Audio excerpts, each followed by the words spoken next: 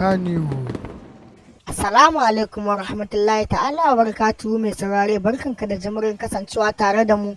Muna fatan za ka danna mana subscribe sannan ka danna mana alamar ƙararrawa kai mana share domin samun sababbin shirye-shiryenmu. Tofa, tsohon shugaban ƙasa Abba Al-Mustapha ya fara tone-tone ya bayyane abubuwa game da juyin mulkin da aka samu a Nijar. Tsohon shugaban ƙasa Al-Mustapha tare da Abacha suka yi mulkin Najeriya a lokacin mulkin soja, shi ma tsohon soja ne. A yanzu haka ya tona duk wasu sirrika da abubuwa akan sabon shugaban ƙasar Najeriya Ahmad Bola Tinubu. Abba Al-Mustapha dai ya san duk wasu sirrika da ake ɓoyewa, abin da yasa ya san duk wani sirrika da ake ɓoyewa akan Nijar. Sabida ya kasance tsohon soja ƙwararre masani aiki, ya san komai da game da abin da ake ɓoyewa a Nijar. To mai sauraro, idan wannan ne farkon kasancewa tare da kai da wannan tasha, muna fatan za ka danna mana subscribing sannan ka danna mana alamar ƙararrawa domin samun sababbin shirye-shiryenmu da zarar mun ɗora. To fa, duk da umarnin da ECOWAS ta ba wa ƙasar Nijar domin su mai da shugaban ƙasar su Bazoum, akan ya ci tira. Shugaban ƙasar Najeriya Ahmad Bola Tinubu ya yi yunƙurin kawai ECOWAS ta shirya domin kai wa Nijar hari.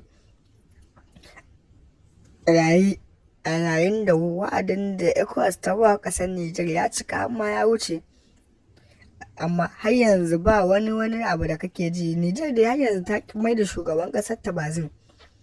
Shi yasa shugaban ƙasar Najeriya Ahmad Bola Tinubu a matsayin shugaban ECOWAS